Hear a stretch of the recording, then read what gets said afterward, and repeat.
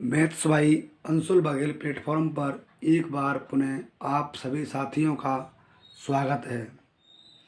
साथियों, आज हम राजस्थान सेवा नियम के नियम 7(23) से 7(31) तक के नियमों को पढ़ेंगे। दोस्तों, जैसा कि आप जानते हैं कि जूनियर अकाउंटेंट की परीक्षा बहुत ही नज़दीक आने वाली है। अगर सरकार का प्रयास रहा तो परीक्षा निश्चित रूप से समय पर ही होगी। आज हम राजस्थान सेवा नियम की जो परिभाषाएं हैं, उन परिभाषाओं के नियम 7(23) से 7(31) तक के बारे में चर्चा करेंगे। जैसा कि आप जानते हैं कि नियम 7(23) हमारा ऑफिशिएट स्थानापन्न के बारे में चर्चा करता है। अर्थात अगर यदि कोई व्यक्ति किसी दूसरे के पदाधिकार पर कार्य करे,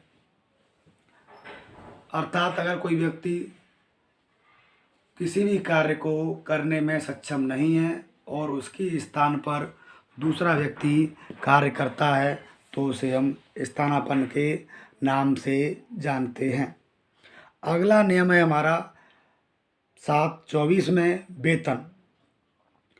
वेतन यदि किसी कर्मचारी द्वारा प्रतिमाह जो धनराशि प्राप्त की जाती है उसे हम वेतन के रूप में जानते हैं।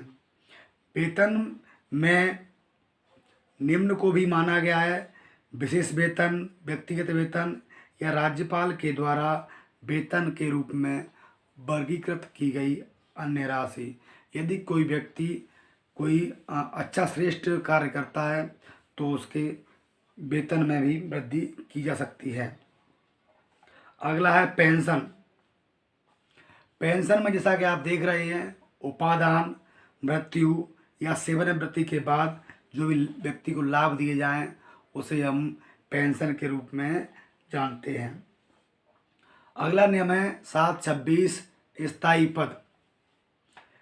स्थायी पद का मतलब होता है कि जिस पद के सृजन की कोई अवधि नहीं है। अर्थात यदि किसी व्यक्ति को सरकार द्वारा किसी स्थायी पद पर लगा दिया गया है तो उसके पद के विरुद्ध किसी अन्य व्यक्ति को लगाने की आवश्यकता नहीं है। उसे हम स्थायी पद के नाम से जानते हैं। अगला है दोस्तों व्यक्तिगत वेतन। व्यक्तिगत वेतन के बारे में जानने से पहले एक बार हम ये जान लें कि वेतन क्या होता है। कि वेतन मासिक पारिश्रमिक होता है। वेतन किसी व्यक्ति का मासिक धनराशि या पारिश्रमिक माना जाता है। वहीं व्यक्तिगत वेतन हमें स्थायी पद में स्थायी वेतन की हानि को बचाने हेतु दिया जाता है। जो हमारा परमानेंट जॉब है, परमानेंट पद है, उससे जो हानि होती है उससे बचाने हेतु दिया जाता है, जो मूल वेतन के अतिरिक्त होता है। दोस्तों, यह मूल वेतन के अतिरिक्त दिया जाता है। इसे मूल वेतन को हम व्यक्तिगत वेतन की श्रेणी में नहीं जानेंगे। अगला होता है उपार्जित अवकाश या पीएल बोलते हैं, जिसे हम जो सेवा में व्यतीत की गए समय के आधार पर अर्जित किए जाते हैं। इसमें यदि किसी व्यक्ति द्वारा इनका लाभ नहीं लिया जाता है तो उसे बकाया उपार्जित अवकाश भी कहते हैं, जो राजस्थान सेवा नियम के नियम 91, 92 और 94 में वर्णित है। अगला है दोस्तों पद का परकल्पित वेतन, जो 7(29) में दिया गया है। इसका प्रयोग किसी विशिष्ट कर्मचारी के लिए किया जाता है। अर्थात यह वेतन एक जो कर्मचारी ऑथराइज है उसे स्थायी रूप से धारण करे, यदि उसके कर्तव्यों को पूरा करे तो उसे यह वेतन दिया जाता है। यदि किसी कर्मचारी द्वारा उन कर्तव्यों को पूरा नहीं किया गया है तो उसे वह वेतन नहीं दिया जाएगा। अगला है दोस्तों प्रोबेशनर। प्रोबेशनर का मतलब होता है परिवीक्षाधीन। तात्पर्य ऐसे कर्मचारी से है जो किसी सेवा में स्थायी रूप से एक पद को नियमित रूप से धारण करता है।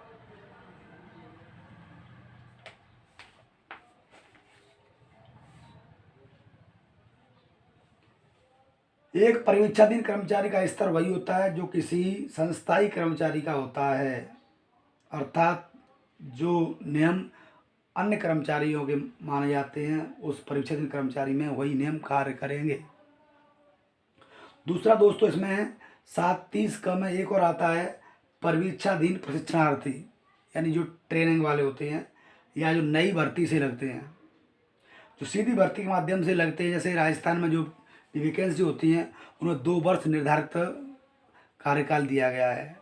यदि कोई व्यक्ति सफलतापूर्वक 2 वर्ष कार्यकाल पूरा कर लेता है तो उसे सरकार के वेतन के अतिरिक्त जो भी डीए हैं या वेतन के अतिरिक्त जो सुविधाएं दी जाती हैं वो दी जाती हैं। यह नियम वित्त विभाग की अधिसूचना F12 नियम 2006 द्वारा स्थापित किया गया, जो 20 जनवरी 2006 से प्रभावी माना गया है। यानी 20 जनवरी 2006 से ये प्रोफेशनल ट्रेनिंग का जो नियम है वो लागू किया गया है। अगला है दोस्तों विशेष वेतन।